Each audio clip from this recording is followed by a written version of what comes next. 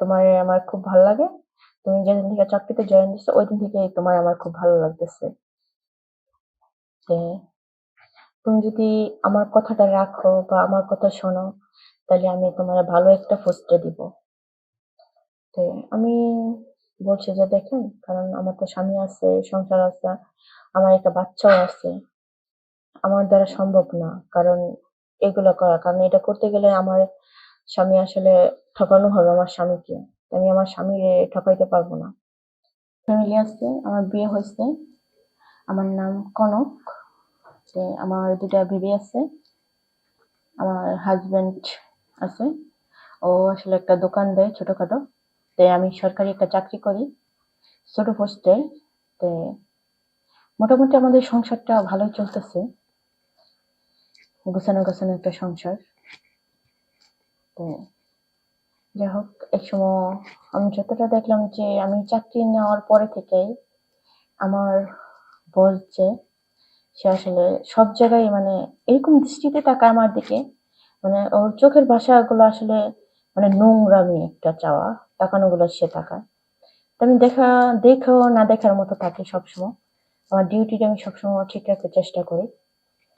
তো একদিন সে আমারে বলতেছে কি, যে ডাক দিয়ে নিছে যে কোনো শোনা যাও, কাজ আছে, কাজের ব্যাপারে কিছু কথা আছে। তো গেলাম বসের রুমে। যাওয়ার পরে কয় বসো, বসলাম।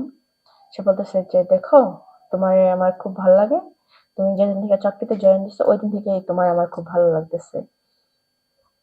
যে তুমি যদি আমার কথাটা রাখো বা আমার কথা শোনো, তাহলে আমি তোমার ভালো একটা পোস্টে দিব। তো আমি বলছি যে দেখেন, কারণ আমার তো স্বামী আছে, সংসার আছে, আমার একটা বাচ্চাও আছে। আমার দ্বারা সম্ভব না। কারণ এগুলো করা। কারণ এটা করতে গেলে আমার স্বামী আসলে ঠকানো হবে আমার স্বামীকে। আমি আমার স্বামীরে ঠকাইতে পারবো না। তো বলতেছে যে ঠিক আছে, তুমি যদি তোমার চাকরিটা হারাও, তাহলে তো কিছু আমার করার নাই, সেটা তোমার ভুল। আর যদি তুমি আমার কথা শোনো, তোমার আমি ভালো একটা পদে দিব, ভালো একটা বেতন পাবা, তুমি আমার সংসারটা আরো ভালো চলবে। শুধু একটু আমার খুশি করো, তাহলেই হবে।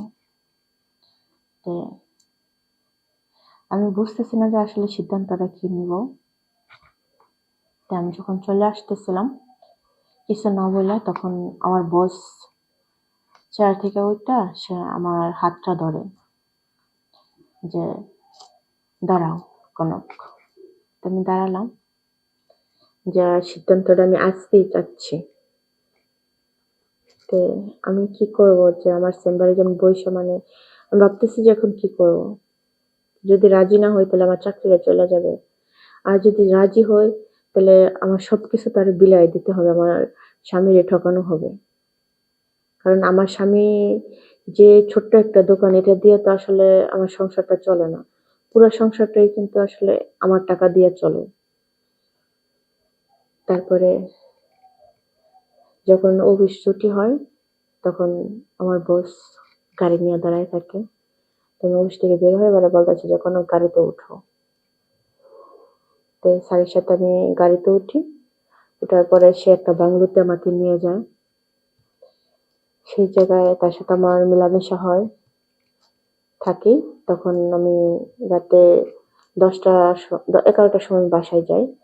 যে আমি 9টার সময় বাসায় যেতাম, সে আমি 11টার সময় বাসায় যাই। তাই আমার স্বামী আমাকে জিজ্ঞেস করতেছিল যে হঠাৎ তোমার এত দেরি হলো, কোনো সময় তো তুমি এত লেট করো না। তো আমি বললাম যে আমার অফিস ছুটি হয়েছে তো লেট করে, যে কাজের অনেক চাপ ছিল, আর আসতে আসতেও লেট হয়ে গেছে, জ্যাম ছিল রাস্তায়।